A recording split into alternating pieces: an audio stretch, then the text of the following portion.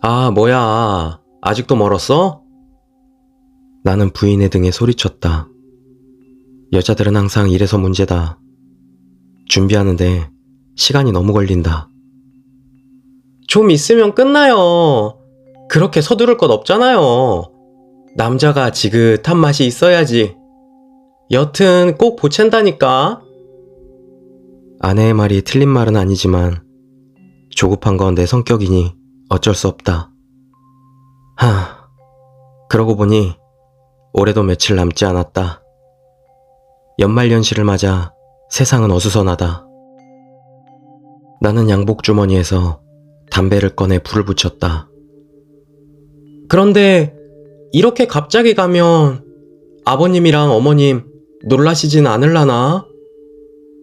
뭘, 곧 보게 될 손자 얼굴 보면 곧바로 싱글벙글 하실 텐데. 나는 누워있는 어린 아들을 내려다보며 말했다. 하긴, 당신은 준비 다 됐어요? 어머, 이거 봐, 이거 봐. 왜? 당신, 여기. 아내가 내 목 근처를 가리켰다.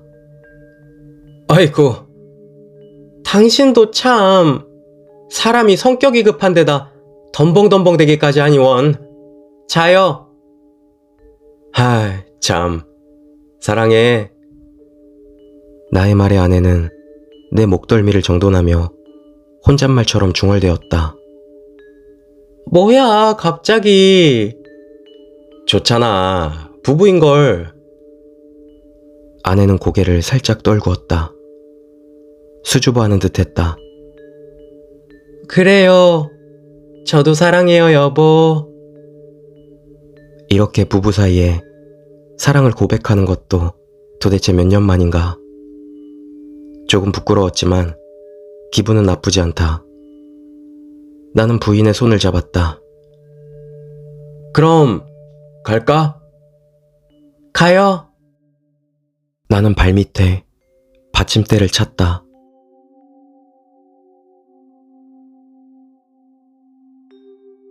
두 번째 이야기, 잉어엿. 어릴 적 내가 직접 겪은 실화다. 어느 여름, 동네 신사 축제날, 수많은 포장마차가 길 옆으로 나란히 늘어서 있는 와중 잉어엿을 파는 포장마차가 있었다. 엿은 작은 것만 있는 줄 알았던 나에게 예쁘게 색이 든 잉어엿과 숨이 턱 막힐 정도로 달큰하게 퍼지는 냄새는 두근두근 매력적인 것이었다. 같이 구경을 나왔던 부모님은 엿이 참 예쁘네 라는 말을 하셨지만 충치가 생긴다느니 이렇게 큰 엿은 어차피 다 못 먹는다니 하면서 결국 사주지 않으셨다. 하지만 잉어엿의 매력에 푹 빠진 나는 그 다음날부터 매일 포장마차를 구경하러 혼자 신사에 놀러가곤 했다. 며칠 동안 계속된 축제도 끝나 마지막 날이 되었을 때였다.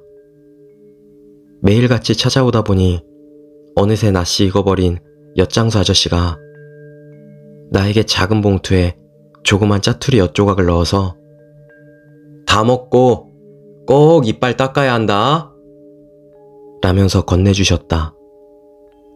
잔뜩 신이 난 나는 어디 걸터 앉아 엿을 먹으려고 신사 안을 기웃거리고 있었다. 그런데 그때 어디선가 다른 아저씨가 다가와 이것도 먹으렴 하고 조각난 엿이 가득한 봉투를 건네줬다. 신사 한 구석에서 선물로 받은 엿을 먹고 나는 집으로 가기로 했다. 잉어엿 포장마차 앞을 지나가며 아저씨에게 힘껏 손을 흔들었다. 아저씨는 포장마차를 정리하며 벌써 다 먹었니? 라며 웃으며 말을 건넸다. 나는 아직 이만큼 더 있어요 라며 조각난 엿이 든 봉투를 보여줬다. 그러자 아저씨는 봉투 안을 슬쩍 보더니 황급히 이리 오라고 손짓했다. 봉투 안에는 깨진 유리 파편이 가득했다. 만약 조각난 엿부터 먹었더라면. 그 후 아저씨의 신고로 경찰이 왔고 엿장수 아저씨와 소식을 듣고 달려온 어머니까지 경찰서에 같이 가야만 했다. 나는 엉엉 기억만 나고 제대로 대답도 못했던 것 같다. 나중에 듣기로는 다른 포장마차 아저씨가 이상한 남자가 봉투를 들고 서성이고 있었습니다. 라는 증언을 했었다고 한다.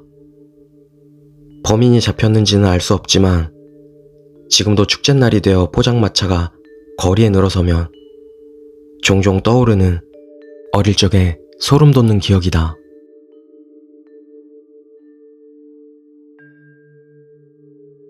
세 번째 이야기, 호스피스.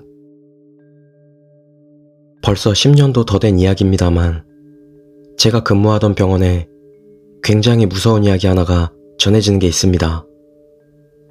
큰 병원에는 종종 더 이상 살아날 확률이 사실상 없는 환자들에게 종말 치료를 하기 위해 따로 그분들을 위한 병동을 두는 경우가 있습니다. 그리고 병원에 따라 다릅니다만 비교적 개방되어 있는 병원의 경우는 종교단체의 자원봉사자들에게 말기 환자들의 수발과 정리를 도움받는 곳도 있습니다. 그런 병원에서 있었던 사건입니다. 어느 병원에 10명 정도의 종교 자원봉사자분들이 왔습니다. 모두 친절하고 병원 측에서 보더라도 상당히 전문적 지식을 갖고 있었기 때문에 말기 환자들의 관리 수발을 전면적으로 그들에게 맡겼습니다.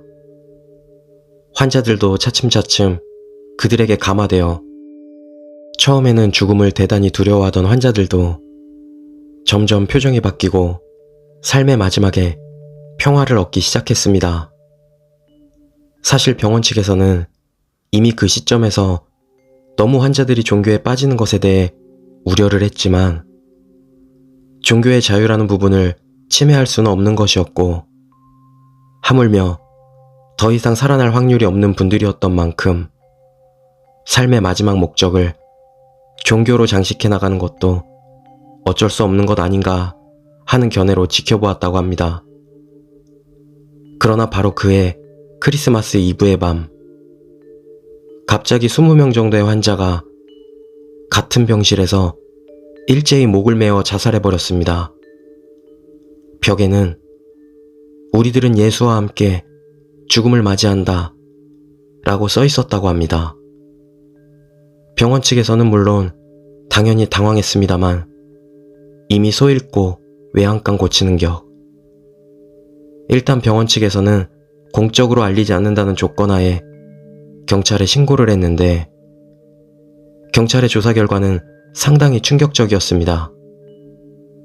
그 종교단체는 순교를 지상 목적으로 하는 교단이었다는 것입니다. 별명 자살교단이라고도 하고 자원봉사 명목으로 각지의 병원을 돌며 포교하고는 말기 환자들을 죽음으로 몰고 가는 종교라고 합니다. 그나마 그 병원은 피해가 작았던 편으로 심한 곳에서는 환자 전원이 분신자살을 기도하기도 했다고 합니다. 도대체 어디까지가 진짜 이야기인지는 확실하지 않습니다만 이것은 제가 근무하던 병원 간호사들 사이에서 전해지던 이야기입니다.